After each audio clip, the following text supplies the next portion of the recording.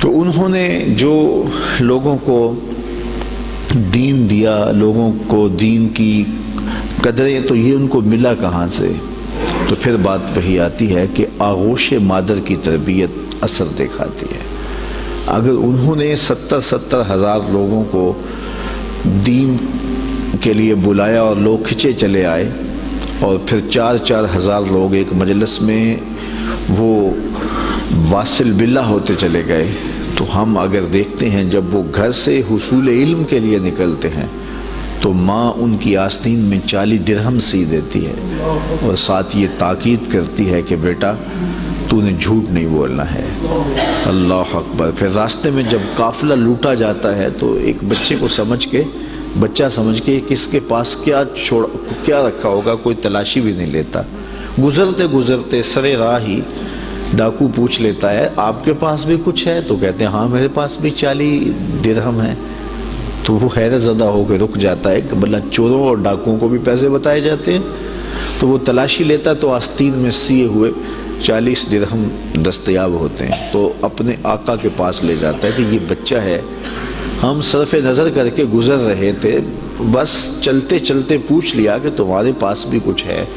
تو اس نے کہا کہ 40 درہم ہے، تو تلاشی لی تو واقعی 40 درہم، یہ کوئی انوکھا سا بچہ ہے۔ تو وہ ڈاکوؤں کا سردار پوچھتا ہے کہ ڈاکوؤں سے تو پیسے چھپائے جاتے ہیں اور تم نے بتا دیا، کہا میری ماں نے کہا تھا جھوٹ نہیں بولنا، یہ میری ماں کی نصیحت تھی اور میں اس نصیحت پہ کھڑا ہوں۔ اللہ اکبر۔ اس کی آنکھوں سے آنسو جاری ہو گئے کہ یہ ایک بچہ ہو کہ ماں سے کیا گیا عہد توڑتا نہیں ہے، اور ہم اللہ سے کیے ہوئے وعدے توڑ رہے ہیں اور پامال کر رہے ہیں۔ تو کہا کہ آپ ہاتھ بڑھائیے، ہم آپ کے ہاتھ پہ ہی توبہ کرنا چاہتے ہیں۔ آپ فرماتے ہیں سب سے پہلے لوگ جو میرے ہاتھ پہ تائب ہوئے وہ ڈاکو تھے۔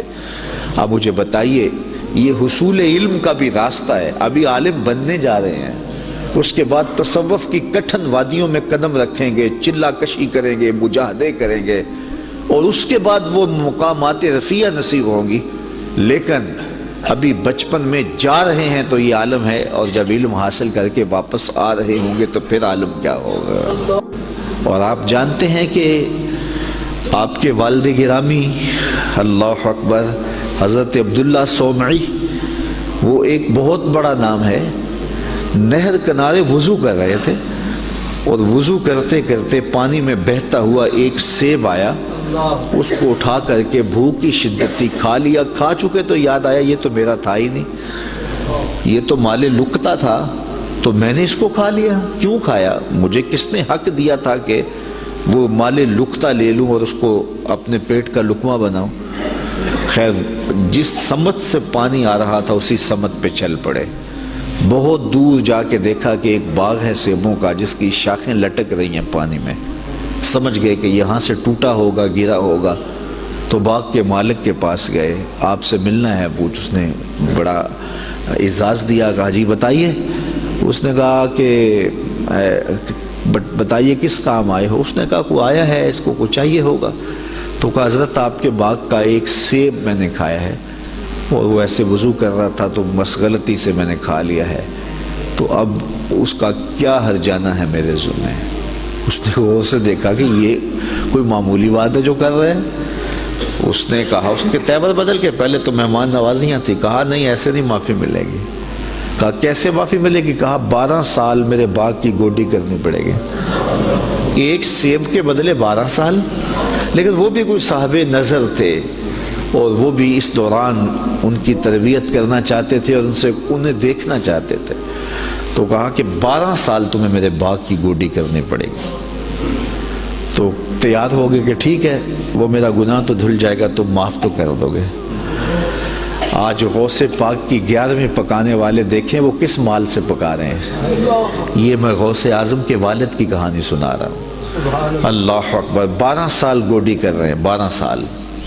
12 سال کے بعد ایک دن باغ کے مالک نے کہا کوئی سیب توڑ کے لاؤ، تو وہ سیب توڑ کے لے گئے، تو وہ بھی کچا ہی تھا، وہ اس طرح کا پختہ نہیں تھا جس طرح کہ توڑ کے پیش کیا جاتا ہے۔ تو کہا 12 سال ہو گئے میرے باغ میں کام کرتے ہوئے، تمہیں ابھی تک یہی نہیں پتا چلا کہ اچھا سیب کون سا ہوتا ہے؟ کہا ایک سیب کی سزا کاٹ رہا ہوں، مجھ سے قسم لے لو 12 سالوں میں نظر اٹھا کے سیب کی طرف دیکھا بھی ہو. میرا کام جڑوں میں گوڈی کرنا ہے وہی کرتا، میں اوپر کبھی 12 سال میں نہیں دیکھا. اللہ اکبر. تو فوراً سینے سے لگا لیا. کہا تمہارا گناہ معاف ہو جائے گا، اب ایک شرط رہ گئی ہے. تو کہا حضرت بتائیے. کہا میری ایک بیٹی ہے جو آنکھوں سے دیکھتی نہیں، کانوں سے سنتی نہیں، زبان سے بولتی نہیں اور پاؤں سے چل نہیں سکتی، تو اس سے تمہیں نکاح کرنا پڑے گا. اب شادی انسان کی زندگی کا اہم مرحلہ ہوتا ہے، سوچ سوچ کے انسان قدم اٹھاتا ہے، زندگی پوری گزارنی ہے. کہا پھر اس کے بعد معافی مل جائے گا؟ اس کے بعد معافی ہے. نکاح ہو گیا. کہا جائیے اپنی جو ہے وہ دلہن کے کمرے میں. جہاں گئے تو وہاں صحیح الاعضاء ایک خاتون، ایک لڑکی منتظر تھی. تو واپس دوڑ آئے اور دوڑتے ہوئے جو ہے وہ ماتھے پہ دروازے کی چگاٹ جو تھی وہ دروازے پہ لگی. تو آگے حضرت شیخ تھے ان کے، اس بچی کے والد. تو کہا کہ دوڑ آئے ہو؟ کہا حضرت پہلے ایک غلطی کی سزا اتنی لمبی بھگت رہا ہوں. تو وہ جس سے نکاح آپ نے پڑھوایا تھا وہ تو نہیں ہے، یہ تو کوئی اور خاتون ہے، صحیح الاعضاء ہے. کہا وہی تمہاری بیوی ہے. کانوں سے بہری اس لیے ہے کہ آج تک اس نے غیر محرم سے ہم کلامی نہیں کی، اور زبان سے گونگی اس لیے ہے کہ غیر محرم سے کبھی بات نہیں کی. نابینا اس طرح ہے کہ اس نے آج تک غیر محرم کو دیکھا نہیں. اللہ اکبر. پاؤں سے اپاہج اس طرح ہے کہ آج تک یہ جو ہے وہ غیر محرم کی طرف چل کے نہیں گئی. یہ حضرت غوث اعظم کی والدہ بنی، اور یہ بزرگ جنہوں نے سیب کھایا تھا یہ حضرت غوث اعظم کے والد بنے. پھر اللہ نے ان دونوں کو جو شہزادہ دیا اس کا نام شیخ عبد القادر جیلانی. تو وہ کیا کسی نے کہا تھا نا کہ اچھی مائیں اچھی اولاد کی ضمانت ہوتی ہیں، اور مائیں جب اس طرح کی پاکیزہ صفتوں اور باپ تقوی کے اس معیار پر ہوں تو پھر بیٹے شیخ عبد القادر جیلانی ہی ہوتے ہیں. آپ جانتے ہیں کہ مائی راستی حضرت بابا فرید گنج شکر کی ماں، وہ بچے ہیں تو مصلے کے نیچے شکر کی پڑیا رکھ دیتی ہیں، اور وہ نماز پڑھتے ہیں مصلہ اٹھاتے ہیں تو نیچے شکر کی پڑیا ہوتی ہے. تو انہیں شوق تھا شکر کا تو وہ کھا لیتے ہیں.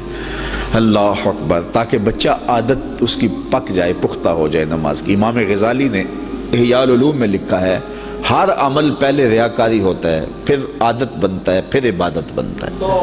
تو اپنی اولاد کی تربیت کرنی چاہیے کہ انہیں پہلے لالچ دے کے انہیں نیکیوں کی طرف راغب کرنا چاہیے. تو وہ روز شکر رکھتی تھی. ایک دن ماں کہیں گئی تھی اور آتے ہوئے لیٹ ہو گئیں اور نماز کا وقت آ گیا. ماں کا دل ڈول رہا ہے کہ آج بیٹے نے مصلہ اٹھایا تو آج چونکہ میں نے شکر کی پوڑی رکھی نہیں تو بیٹے کا بھرم ٹوٹ جائے گا. دل ہی دل میں دعا کرنے لگی مالک تو قادر بھی ہے قدیر بھی ہے. آج میری محبت کی، آج میری اس ادا کی اور میری اس حکمت عملی کی جس کے ذریعے بچے کو نمازی بناتی ہوں، لاج رکھ لے. خیر واپس پلٹی. بیٹا نماز پڑھ چکا تھا تو ماں نے جلدی سے کہا کہ بیٹا فرید نماز پڑھ لی. کہا امی نماز پڑھی، لیکن ماں کا دل ڈھولنے لگا کہ لیکن کے بعد کیا کہنے والا ہے. کہا لیکن آج جو پوڑی شکر کی ملی نا اس کا چس ہی کوئی اور تھا، اس کا مزہ ہی کوئی اور تھا. تو ماں نے بیٹے کو گلے سے لگایا. کہا بیٹا پہلے پڑیا میں رکھتی تھی، اب تیرے رب نے رکھی ہے. اللہ اکبر. کیا آج کی ماں بیٹے کو نمازی بنانے کے لیے اس کے مصلے کے نیچے چاکلیٹ نہیں رکھ سکتی؟ آج اس کو نمازی بنانے کے لیے کوئی طریقہ اختیار نہیں کر سکتی؟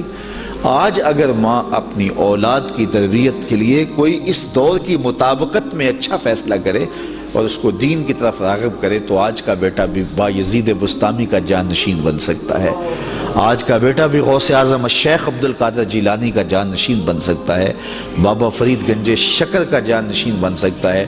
قطب الدین بختیار کاکی علیہ رحمہ جب حفظ کرنے جاتے ہیں تو استاد پہلا پڑھا سپارے سے آغاز کرتے ہیں، سارا پارہ سنا دیتے ہیں، دوسرا تیسرا حتیٰ کہ 14 پارے سنا دیتے ہیں. 15ویں پارے سے استاد جی شروع کیجیے. کہا جس درس گاہ سے 14 پارے حفظ کیے ہیں وہیں سے باقی پارے بھی حفظ کر لیے ہوتے. کہا میری ماں کو 14 پارے آتے تھے اور جب صبح اٹھتی تھی اور اتنی دیر تک جو ہے وہ رکتی نہیں تھی، کام بھی کرتی رہتی تھی، 14 پاروں کی تلاوت بھی کرتی رہتی تھی.